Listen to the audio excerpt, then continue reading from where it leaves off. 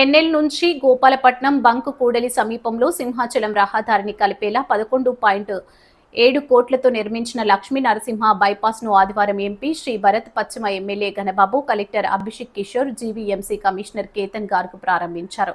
సింహాచలం సందర్శించే భక్తులు నేరుగా జాతీయ రహదారిని చేరుకునేందుకు గిరి ప్రదక్షిణ భక్తులకు సౌకర్యంగా ఉంటుందని నేతలు తెలిపారు.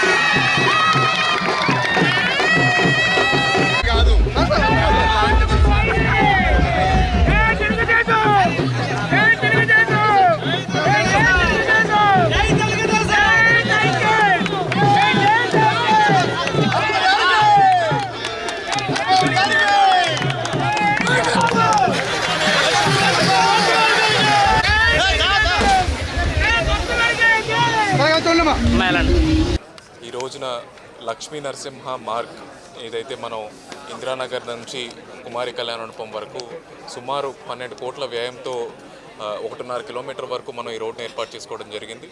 కొత్త రోడ్డు విస్తరణ చేసి అలాగే ఇక్కడ చాలా రిటైనింగ్ వాల్స్, అలాగే ల్యాండ్ ఫిల్లింగ్, బీటీ కంప్లీట్ కొత్త రోడ్డు కింద మనం తయారు చేసుకోవడం జరిగింది.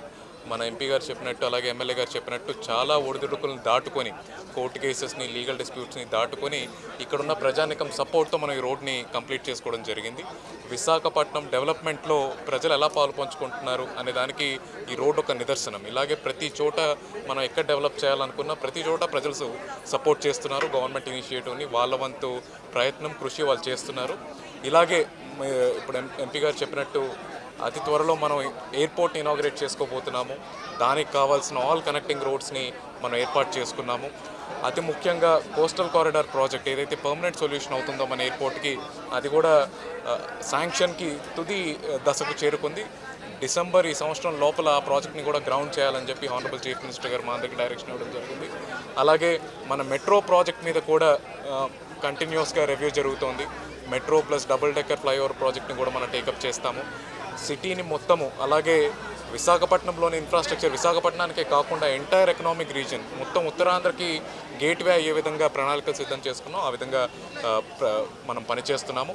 ఘనబాబు గారు చాలా స్పష్టంగా వివరించారు. సో ఆ డీటెయిల్స్ అన్నీ నేను చెప్పక్కర్లేదు. కానీ నేను ఒక యాత్రికుడిగా ఈ రోడ్లో ఒకసారి వెళ్ళడం జరిగింది.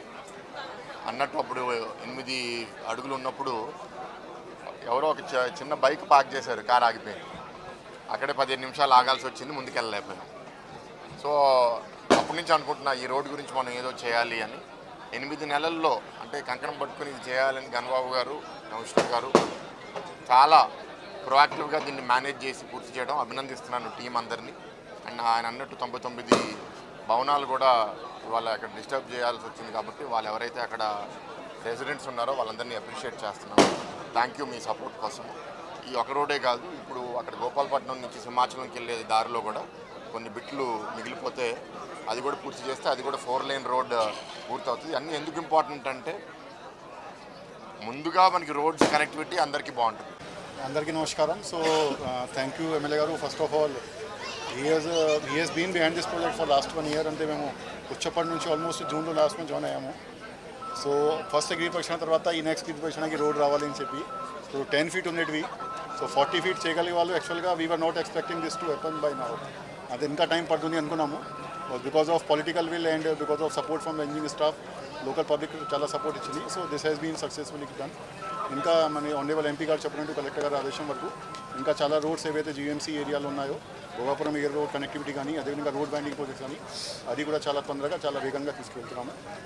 ఖచ్చితంగా పబ్లిక్ నుంచి బాగా కోఆపరేషన్ ఉంది. దీనికి మరొకసారి అందరికీ ధన్యవాదాలు చెప్తున్నాను. Thank you.